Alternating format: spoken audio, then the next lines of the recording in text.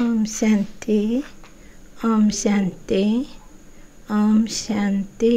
आज डेली मुरली है 22/10/2025 मुरली प्रात मुरली मधुबन।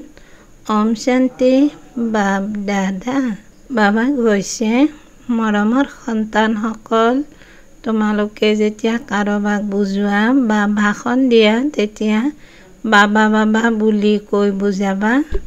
পিতাৰ মহিমা কৰা তেতিয়া বানে লক্ষ্য ভেদ কৰিব। বাবাই প্ৰশ্নত সুধিছে, বাবাই ভাৰতবাসী সন্তানসকলক বিশেষকৈ কোনটো প্ৰশ্ন সোধে? উত্তৰত দিছে, তোমালোক ভাৰতবাসী সন্তানসকল যি ইমান চহকী আছিলা, সৰ্বগুণ সম্পন্ন, ষোলকলা সম্পূৰ্ণ দেৱতা ধৰ্মৰ আছিলা, তোমালোক পবিত্ৰ আছিলা, কাম কটাৰী চলোৱা নাছিলা, বহুত ধনৱান আছিলা, আকৌ তোমালোক ইমান দেউলীয়া কেনেকৈ হ'লা? কাৰণটো গম পোৱা নে? সন্তানসকল, তোমালোক গোলাম কেনেকৈ হৈ গ'লা? ইমানবোৰ ধন সম্পত্তি ক'ত হেৰুৱালা? বিচাৰ কৰা, তোমালোক পাৱনৰ পৰা পতিত কেনেকৈ হৈ গ'লা? তোমালোক সন্তানসকলেও এনেকুৱা কথাবোৰ বাবা বাবা বুলি কৈ অন্যকো বুজোৱা, তেতিয়া সহজে বুজি পাই যাব। ওম শান্তি বাবা ওম শান্তি। ওম শান্তি বুলি ক'লেও পিতা নিশ্চয় স্মৃতিলৈ আহিব লাগে। পিতাই প্ৰথমতে কয়, মনমনা ভৱ, অৰ্থাৎ নিজক আত্মা বুলি বুজি মোক পৰমাত্মাক স্মৰণ কৰা। নিশ্চয় আগতেও কৈছে, সেইবাবেতো এতিয়াও কয় নহয় জানো? তোমালোক সন্তানসকলে পিতাক জানা, যেতিয়া ক'ৰবাত ভাষণ দিবলৈ যোৱা তেওঁলোকেতো পিতাক নাজানে, গতিকে তেওঁলোককো এনেকৈ ক'ব লাগে যে শিৱ বাবাই কয় তেওঁৱেই পতিত পাৱন। নিশ্চয় পাৱন কৰি তুলিবৰ কাৰণে ইয়ালৈ আহি বুজায়। যেনেকৈ বাবাই ইয়াত তোমালোকক কয়, সেই সন্তানসকল, তোমালোকক স্বৰ্গৰ মালিক কৰি তুলিছিলোঁ, তোমালোক আদি সনাতন দেৱী দেৱতাৰ ধৰ্মাৱলম্বীসকল বিশ্বৰ মালিক আছিলা। সেইদৰে তোমালোকেও ক'ব লাগে যে বাবাই এনেকৈ কয়। এনেকুৱা কাৰো ভাষণৰ বাতৰি অহা নাই। শিৱ বাবাই কয়, মোক উচ্চতকৈও উচ্চ বুলি মান্যতা দিয়া, পতিত পাৱন বুলিও মান্যতা দিয়া। মই আহোঁৱেই ভাৰতলৈ আৰু ৰাজযোগ শিকাবলৈ আহোঁ। কওঁ যে মামেকম, অৰ্থাৎ কেৱল মোক স্মৰণ কৰা, মোক উচ্চ পিতাক স্মৰণ কৰা, কিয়নো সেইজন পিতা দেউতা দাতা হয়।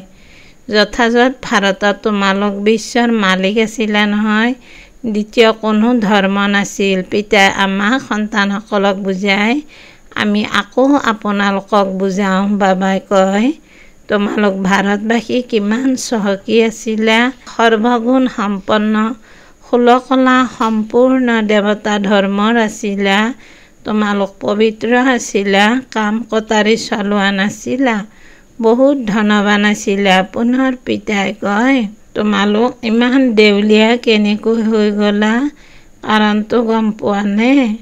তোমালোক বিশ্বৰ মালিক আছিলা, এতিয়া তোমালোক বিশ্বৰ গোলাম কিয় হ'লা? সকলোৰে পৰা ঋণ লৈ থাকা। ইমানবোৰ ধন কলৈ গ'ল? যেনেকৈ পিতাই ভাষণ দি আছে তেনেকৈ তোমালোকেও ভাষণ দিয়া, তেতিয়া বহুত আকৰ্ষিত হ'ব। তোমালোকে বাবাক স্মৰণ নকৰা, সেয়েহে কাকো বানে আঘাত নকৰে, অৰ্থাৎ শুনোৱা জ্ঞানে প্ৰভাৱ নেপেলায়, সেই শক্তিপ্ৰাপ্ত নহয়। নহ'লে তোমালোকৰ এটাই ভাষণ এনেকৈ শুনিলে তেতিয়া চমৎকাৰ হৈ যাব। বাবাই বুজায়, ভগৱানটো এজনেই, যিজন দুখকৰ্তা সুখকৰ্তা হয়, নতুন সৃষ্টি স্থাপনা কৰোঁতা হয়। এই ভাৰততে স্বৰ্গ আছিল, হীৰা মুকুতাৰ মহল আছিল, এখনেই ৰাজ্য আছিল, সকলো ক্ষীৰখণ্ড হৈ আছিল।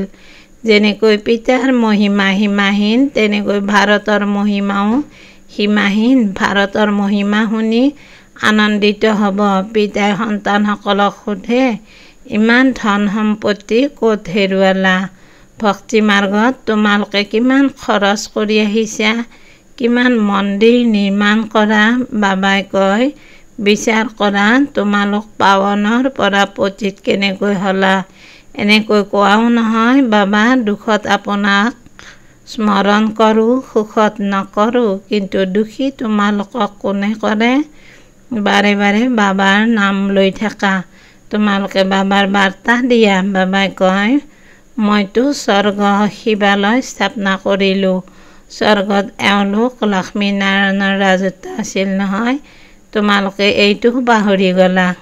তোমালোকে এইটো গম নোপোৱা যে ৰাধা কৃষ্ণই স্বয়ম্বৰৰ পাছত লক্ষ্মীনাৰায়ণ হয়। শ্ৰীকৃষ্ণ যি বিশ্বৰ মালিক আছিল, তেওঁক বহি কলংক লগোৱা, মোকো কলংক লগোৱা। মই তোমালোকৰ সদগতিদাতা। তোমালোকে মোক কুকুৰ মেকুৰী কণ কণত আছোঁ বুলি কৈ দিয়া। বাবাই কয়, তোমালোক কিমান পতিত হৈ গ'লা। বাবাই কয়, সকলোৰে সদগতিদাতা পতিত পাৱন মই হওঁ। তোমালোকে আকৌ পতিত পাৱনী গংগা বুলি কৈ দিয়া। মোৰ লগত যোগসূত্ৰ গঢ়ি নতোলা বাবে তোমালোক আৰুহে পতিত হৈ যোৱা। মোক স্মৰণ কৰা, তেতিয়া তোমালোকৰ বিকৰ্ম বিনাশ হ'ব। বাৰে বাৰে বাবাৰ নাম লৈ বুজোৱা, তেতিয়া শিৱ বাবা বুলি স্মৃতিত থাকিব। কোৱা, আমি বাবাৰ মহিমা কৰোঁ। পিতাই নিজেই কয়, মই কেনেকৈ সাধাৰণ পতিত শৰীৰত বহুত জন্মৰ অন্তিমত আহোঁ। এওঁৰহে আণ্ডাৰলাইন ব্ৰহ্মাৰ বহুত জন্ম হয়। এওঁ এতিয়া মোৰ সৈতে, গতিকে এই ৰথৰ দ্বাৰা তোমালোকক বুজাওঁ। এওঁ নিজৰ জন্মক নাজানে, ভাগীৰথ এওঁ হয়। এওঁৰো বানপ্ৰস্থ অৱস্থাত মই আহোঁ।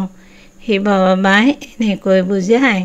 এনেকুৱা ভাষণ কাৰো শুনা নাই। বাবাৰতো নামেই নলয়। গোটেই দিন বাবাকতো একেবাৰে স্মৰণেই নকৰে। পৰচৰ্চা পৰনিন্দাত লাগি থাকে আৰু লিখে যে মই এনেকুৱা ভাষণ দিলোঁ, মই এয়া বুজালোঁ। বাবাই বুজি পায় যে এতিয়াতো তোমালোক পঢ়ুৱা, মকৰাও হোৱা নাই আৰু অহংকাৰ কিমান থাকে বুজি নাপায় যে শিৱ বাবাই ব্ৰহ্মাৰ দ্বাৰা কয়। শিৱ বাবাক তোমালোকে পাহৰি যোৱা। ব্ৰহ্মাৰ ওচৰত তৎক্ষণাৎ ক্ষোভিত হৈ পৰে। পিতাই কয়, তোমালোকে মোকে স্মৰণ কৰা। তোমালোকৰ কাম হৈছে মোৰ লগত মোক স্মৰণ কৰা নহয়। কিন্তু তোমালোকেও গম নোপোৱা যে পিতা কি বস্তু, কেতিয়া আহে। গুৰুলোকসকলে তোমালোকক কয় যে কল্প লাখ লাখ বছৰৰ, আৰু পিতাই কয় যে কল্প হৈছে ৫,০০০ বছৰৰ। পুৰণি সৃষ্টিয়েই পুনৰ নতুন হ'ব, নতুনেই আকৌ পুৰণি হয়। এতিয়া নতুন দিল্লী ক'ত আছে? দিল্লীটো যেতিয়া পৰিস্থান হ'ব, তেতিয়া নতুন দিল্লী বুলি ক'ব। নতুন সৃষ্টিত নতুন দিল্লী আছিল যমুনাৰ পাৰত। তাত লক্ষ্মীনাৰায়ণৰ মহল আছিল, পৰিস্থান আছিল। এতিয়াতো কবৰস্থান হ'ব, সকলো মাটিৰ তলত পোত যাব। সেয়েহে পিতাই কয়, মোক উচ্চতকৈও উচ্চ পিতাক স্মৰণ কৰা, তেতিয়া পবিত্ৰ হৈ যাবা। সদায় এনেকৈ বাবা বাবা বুলি কৈ বুজোৱা, বাবা নাম নোলোৱা। সেয়েহে তোমালোকৰ কথা কোনেও নুশুনে। বাবাৰ স্মৃতি নোহোৱা কাৰণে তোমালোকে শক্তি নোপোৱা। দেও বিমানত তোমালোক আহি যোৱা। বন্ধনত থকাসকল যিসকলে মাৰ খায়, তেওঁলোক তোমালোকতকৈও বেছিকৈ স্মৃতিত থাকে। কিমান মিনতি কৰে। পিতাই কয়, তোমালোক সকলো দ্ৰুপদী হোৱা নহয়। এতিয়া তোমালোকক নগ্ন হোৱাৰ পৰা ৰক্ষা কৰে। মাতাসকলো এনেকুৱা কোনোবা আছে যাক কল্পৰ পূৰ্বেও পুতনা আদি নাম দিছিল, তোমালোকে পাহৰি গৈছা। পিতাই কয়, ভাৰত যেতিয়া শিৱালয় আছিল, তেতিয়া তাক স্বৰ্গ বুলি কোৱা হৈছিল। ইয়াত আকৌ যিসকলৰ অট্টালিকা বিমান আদি আছে, তেওঁলোকে ভাবে আমি স্বৰ্গত আছোঁ। কিমান মৌৰুমতী। প্ৰতিটো কথাতে কোৱা। বাবাই কয়, এই হঠযোগীসকলে জানো আপোনালোকক মুক্তি দিব পাৰিব? যিহেতু সকলোৰে সদ্গতিদাতা এজনেই, তেন্তে আকৌ গুৰুৰ কিয় শৰণাপন্ন হয়? আপোনালোক সন্ন্যাসী হ'ব বিচাৰে নে হঠযোগ শিকি ব্ৰহ্মত লীন হ'ব বিচাৰে? লীনটো কোনো হ'ব নোৱাৰে।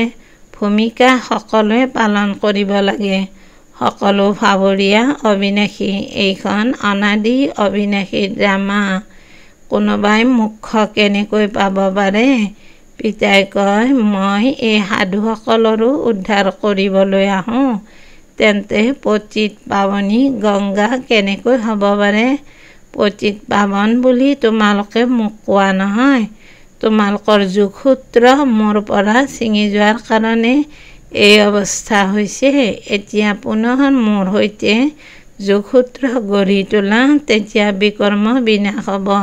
মুক্তিধামত পবিত্ৰ আত্মাসকল থাকে। এতিয়াতো গোটেই সৃষ্টি পতিত। পবিত্ৰ সৃষ্টিৰ বিষয়ে তোমালোক গমেই নোপোৱা। তোমালোক সকলো পূজাৰী, পূজ্য এজনো নাই। তোমালোকে বাবাৰ নাম লৈ সকলোকে জগাই তুলিব পাৰা। পিতাজীয়ে বিশ্বৰ মালিক কৰি তোলে, তেওঁৰ তোমালোকে বহি গ্লানি কৰা। শ্ৰীকৃষ্ণ সৰু শিশু, সৰ্বগুণসম্পন্ন, তেওঁ এনেকুৱা কাম কেনেকৈ কৰিব? আৰু শ্ৰীকৃষ্ণ সকলোৰে পিতা কেনেকৈ হ'ব পাৰে? ভগৱানটো এজনে হয় নহয়। যেতিয়ালৈকে মোৰ শ্ৰীমতত নচলা, তেন্তে মামৰ কেনেকৈ আঁতৰিব? তোমালোকে সকলোৰে পূজা কৰি থাকা, গতিকে কি অৱস্থা হৈ গ'ল? সেয়েহে পুনৰ মই আহিবলগীয়া হয়। তোমালোক কিমান ধৰ্ম কৰ্মভ্ৰষ্ট হৈ গ'লা? কোৱা, হিন্দু ধৰ্ম কোনে কেতিয়া প্ৰতিষ্ঠা কৰিলে? এনেকৈ ভালদৰে প্ৰত্যাহ্বান জনাই ভাষণ দিয়া। তোমালোকৰ ঘনে ঘনে পিতাৰ স্মৃতিয়েই নাহে। কেতিয়াবা কেতিয়াবা কোনোৱে লিখে যে মোৰ ভিতৰত যেন বাবা আহি ভাষণ দিলে। বাবাই বহুত সহায় কৰি থাকে। তোমালোক স্মৃতিৰ যাত্ৰাত নাথাকা, সেয়েহে পৰুৱাৰ মাৰ্গৰ দৰে সেৱা কৰা। বাবাৰ নাম লোৱা, তেতিয়াহে কাৰোবাক বানে আঘাত কৰিব।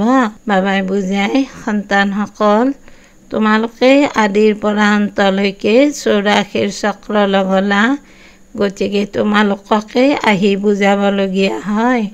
মই ভাৰতলৈকে আহোঁ। যিসকল পূজ্য আছিল তেওঁলোক পূজাৰী হয়। মইতো পূজ্য পূজাৰী নহওঁ। বাবাই কয়, এনেকৈতো উৎসাহেৰে কৈ থাকিব লাগে। তোমালোকে যেতিয়া এনেকৈ ভাষণ দিবা, যেতিয়া এয়া মই শুনিম, তেতিয়া বুজিম যে এতিয়া তোমালোক পৰুৱাৰ পৰা মকৰা হ'লা। পিতাই কয়, মই তোমালোকক পঢ়াওঁ, তোমালোকে কেৱল মামেকম স্মৰণ কৰা। এই ৰথৰ অৰ্থাৎ ব্ৰহ্মাৰ দ্বাৰা মই তোমালোকক কেৱল কওঁ যে মোক স্মৰণ কৰা। ৰথখনক জানো স্মৰণ কৰিব লাগে? বাবাই এনেকৈ কয়। বাবাই এইটো বুজায়, এনেকৈ তোমালোকে কোৱা, তেতিয়া দেখিবা তোমালোকৰ কিমান প্ৰভাৱ পৰিব। পিতাই কয়, দেহহিত সকলো সম্বন্ধৰ পৰা বুদ্ধিৰ যোগসূত্ৰ ছিঙি দিয়া, নিজৰ দেহকো এৰি দিয়া, তেন্তে বাকী থাকিল আত্মা। নিজক আত্মা বুলি বুজি মোক পিতাক স্মৰণ কৰা। কোনোৱে কয়, অহম ব্ৰহ্মাস্মি, অৰ্থাৎ মই ব্ৰহ্ম। কোনোৱে কয়, মায়াৰ মই মালিক। পিতাই কয়, তোমালোকে এইটো নাজানা যে মায়া কাক কোৱা হয় আৰু সম্পত্তি কাক কোৱা হয়।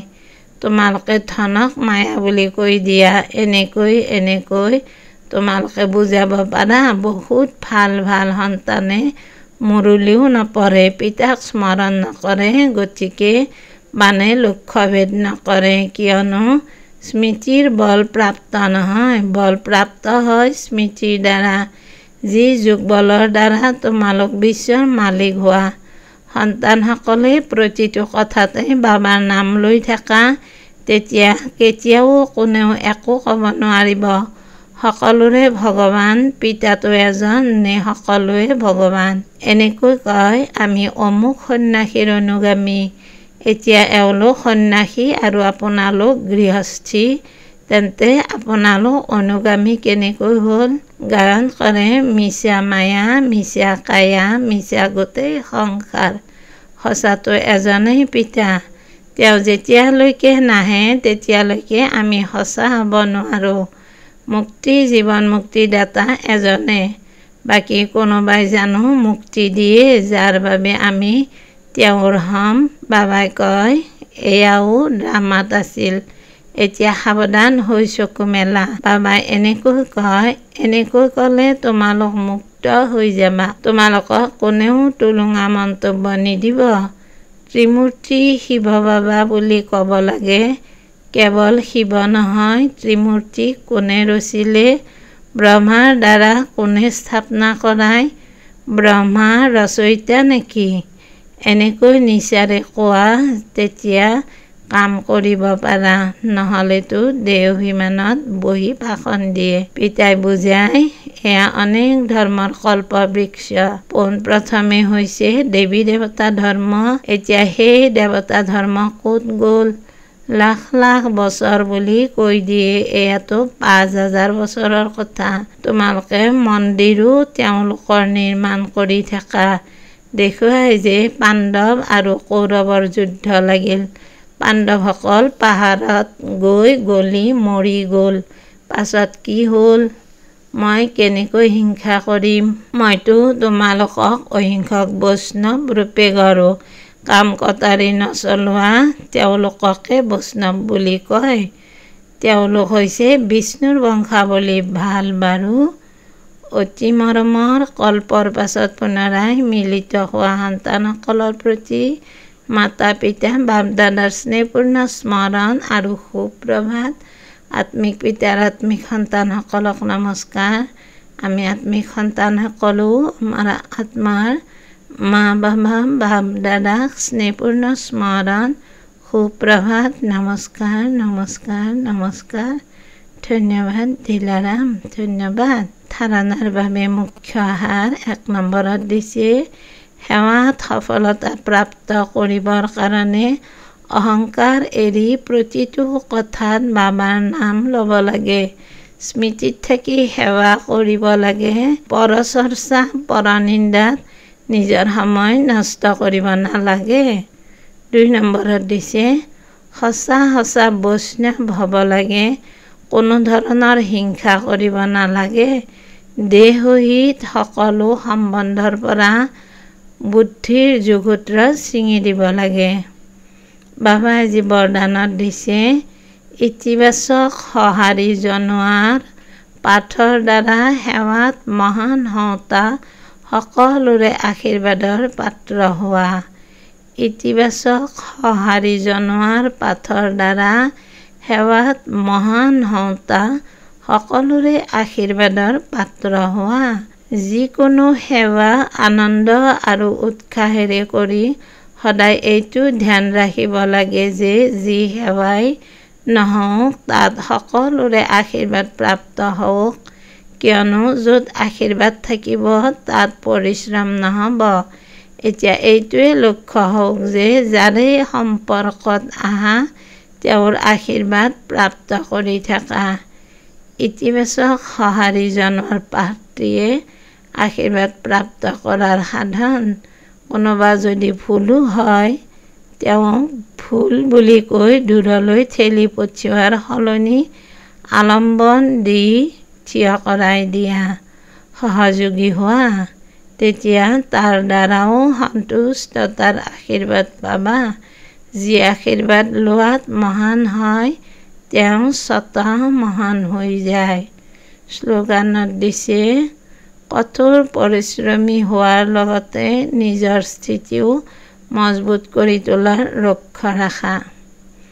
কঠোৰ পৰিশ্ৰমী হোৱাৰ লগতে নিজৰ স্থিতিও মজবুত কৰি তোলাৰ লক্ষ্য ৰাখা। ওম শান্তি, ওম শান্তি। আজি অব্যক্ত সংকেত দিছে নিজৰ আৰু সকলোৰে প্ৰতি মনেৰে যোগৰ শক্তি প্ৰয়োগ কৰা। যোগৰ প্ৰয়োগ অৰ্থাৎ নিজৰ শুদ্ধ সংকল্পৰ প্ৰয়োগ শৰীৰৰ ওপৰত, মনৰ ওপৰত, সংস্কাৰৰ ওপৰত অনুভৱ কৰি আগবাঢ়ি যোৱা। এই ক্ষেত্ৰত ইজনে সিজনক নাচাবা, এওঁ কি কৰে এওঁ নকৰে, পুৰণাসকলে কৰে নে নকৰে, এয়া নাচাবা। প্ৰথমে মই এই অনুভৱত আগবাঢ়ি যাওঁ, কিয়নো এয়া নিজৰ আন্তৰিক পুৰুষাৰ্থৰ কথা। যেতিয়া এনেকৈ ব্যক্তিগত ৰূপত এইটো প্ৰয়োগত লাগি যাবা, উন্নতি কৰি গৈ থাকিবা, তেতিয়া এজন এজনৰ শান্তিৰ শক্তিৰ সংগঠিত ৰূপে বিশ্বত প্ৰভাৱ পেলাব। ওম শান্তি, ওম শান্তি, ওম শান্তি। ধন্যবাদ বাবা, ধন্যবাদ।